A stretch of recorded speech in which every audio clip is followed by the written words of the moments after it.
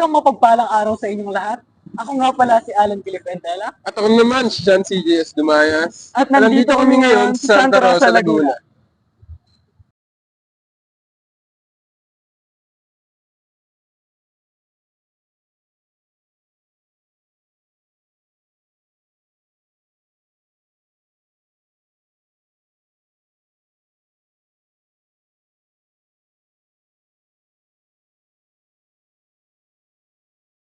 Naming magagandang bagay, kultura, pagkain, at lugar ang makikita sa lungsod na ito.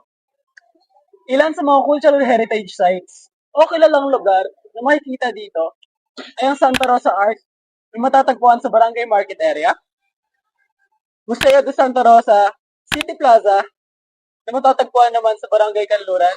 Kasama na dito ang Santa Rosa de Lima Parish.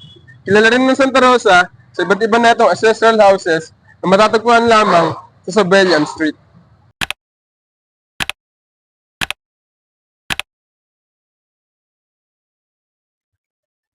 Para sa vlog na ito, pagtutunan natin ang pansin ang isa't isang pinakamatanda at kilalang parokya sa lungsod ng Santa Rosa na matatagpuan sa F. Gomez Street na tinatawag nilang Santa Rosa de Lima Parish. Kahit ano pang pinihintay nyo, huwag na tayo magpatumbik-tumbik pa. Ano pre, tara? Tara!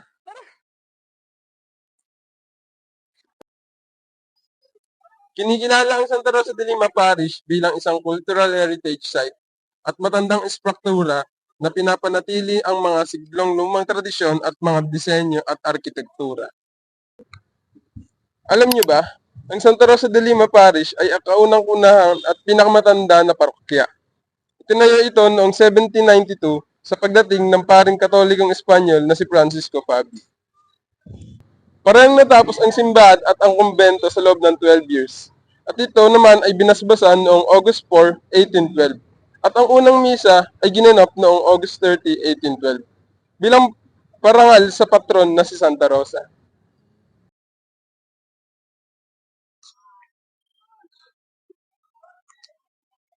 Isa sa mga interesting facts na tungkol sa parokya na ito ay ang 8 kampana na matatagpuan sa kaliwang bahagi ng simbahan.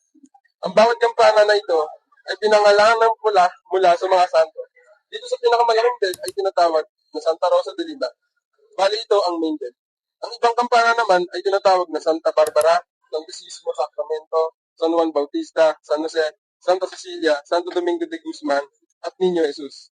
At kung tumunog ang mga ito, ay maririnig sa karatig na bar. Ang bawat kampana ay gawa sa gilid. At kung gaano ito katinis, ay doon malalaman kung gaano karami ang ginto na ginamit dito. Noong dati daw, malalaman natin kung ano ang kasarian ng mamatay dahil sa bawat tempo at rhythm ng tunog ng kampana. Dito, malalaman natin kung ang namatay ay babae, matanda, bata o ano pa. Masabi rin natin kung gaano kaunlad ang isang bayan, kung gaano karami ang kampanan na mayroon ito. At alam niyo ba na mayroong lagusan sa ilalim ng simbahan?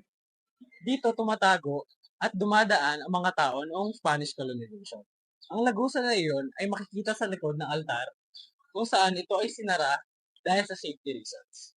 Ayon kay Brother Chris Arsiaga, sinara ang lagusan na ito dahil sa misang nangyari dati na nagsilabasan ng mga ahas sa lagusan. Pinaniniwalaan na dito ang original na lokasyon ng parokya. Ngunit nilinaw ni Brother Christian Arsiaga na ang simbahan na makikita natin sa tabi ng museo ng Santa Rosa ay nililibisita o isang chapel lamang. At nang dahil lumalaganap ang Kristyanismo at dumadami na ang mga bumibisita sa chapel, napagdesisyon na ng mga Dominicans na gumawa ng bagong parokya. Noong Spanish colonization, uso ang forced labor o tinatawag na police revision sa paggawa ng mga infrastruktura. Inaakala ng mga tao na ang parokya ay isang forced labor rin. Kaya nga lang, nilinaw ulit ni Brother Chris na ang parokya ay pinagawa ng Dominicans sa kusang loob. May ilan rin ng mga affluent na pamilya sa Santa Rosa ang nag-donate o nag-invest ng maraming pera upang maisagawa ang parokya na ito.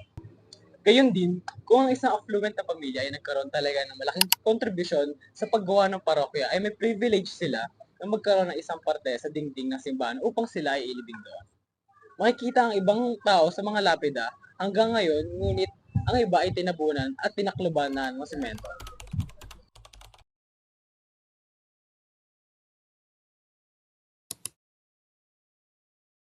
Okay. Good afternoon. Ako nga pala si Brother Chris Harshaga. 32 years old, single but not ready to mingle, no? Tapos ilang years na ako dito sa simbahan? 24 years. Yes, actually 24 years. Naging sakristan muna ako dito sa simbahan ito bago ako pumasok ng seminaryo para magpare. Okay, so ang kasaysayan nitong simbahang ito ay nakadikit din sa kasaysayan ng bayang ito, ng Santa Rosa, no? Itong lugar na ito ay dating sakop ng Binyan. So meaning ito ay baryo ng Binyan. So, there are 4 barrios, yung Bukal, no? Yung Kaingin, Dita, at Balibago. Okay, so yun yung first 4 na barangay baryo noon na part pa ng bayan ng Binyan. Okay. Then, nag-decide ang mga Dominicans to separate this area into a town. No, pero kakibat noon dapat ay mayroong parokyang itatayo sa lugar na ito, which is ito, ang parokya ni Santa Rosa de Lima.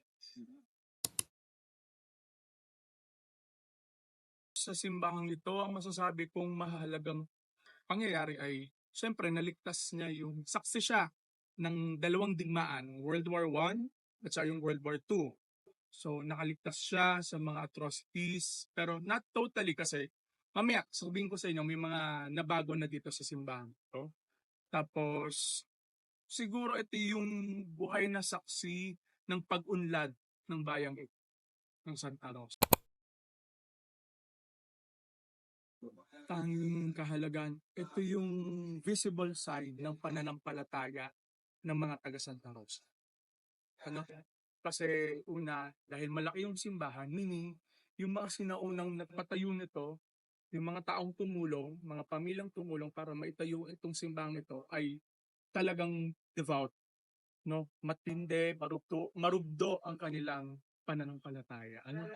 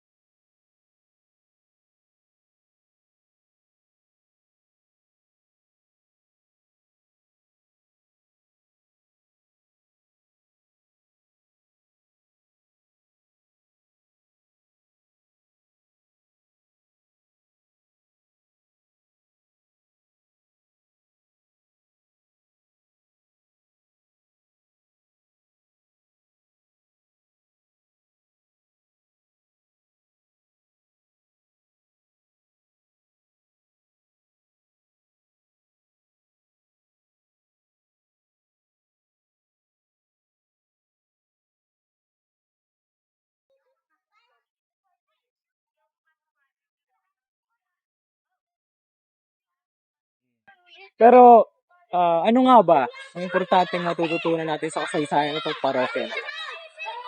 Para sa akin, sa magandang oportunidad sa atin ang malaman ang kamangha-mangha na kasaysayan ng parokya. Kasi bro, dito natin tinuruan tayo nito na kahalagahan at pag-iingat sa mayaman at pamana sa kultura. Sa pagbabalik tanaw sa kasaysayan ay nakakatulong upang mas maintindihan natin ang paano nga ba magmula ang isang bagay at paano magbago sa mga nagdaang taon. Bilang isang Pilipino rin kasi, importante na bigyan natin ng kahalagahan tsaka paggalang yung ating nakaraan, di ba? Para mas maunawaan natin ang pinagmulan. So, sa pag-aaral ng kasaysayan, matututunan natin na pagyabungin ang ating paglawak at pagkontribusyon sa lipunan. Tama to. Tapos, alam mo ba na ilang taon na rin ako nakatira dito. Ngayon, sa Santa Rosa na to, ngayon hindi ko alam kung ano nga ba yung history na nakapaloob din sa simbahan. Pero gayon pa man, hindi ko man lubos na alam yung kwentong nakapaloob sa parokyang yan na dinadaluhan ko. Sa paggawa ng proyektong ito, nagkaroon ako ng mas malalim na pag-unawa at kaalaman na alam kong importante para madagdag sa kaalaman ko, kumbaga. Para mas maintindihan ko kung saan nga ba nanggaling tong simbahan. Laking pasalamat na din talaga sa subject natin na yun, nagawa nating mag-vlog dito sa Santa Rosa de Lima. At yun, natutunan din natin na ang iba't ibang pangyayari sa ating bansa na may malalaking epekto o impluensya sa ating kultura at tradisyon.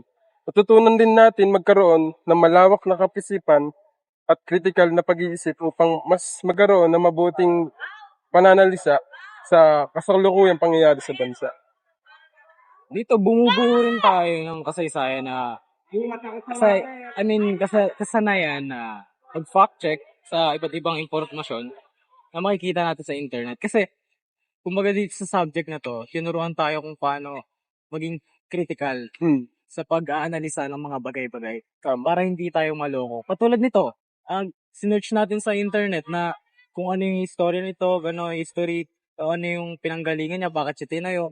Ngayon, nakadagdag pa yung tulong na pagtatanong natin sa interviewee, kumbaga. Kasi siya yung mas maraming alam. Yun lang. Kala mo, normal na simbahan lang to, pero kapag pinasok mo, may malaking istorya palang nakapaloob dito. Pag, So, yun. Ano ba? uwi na? Tara.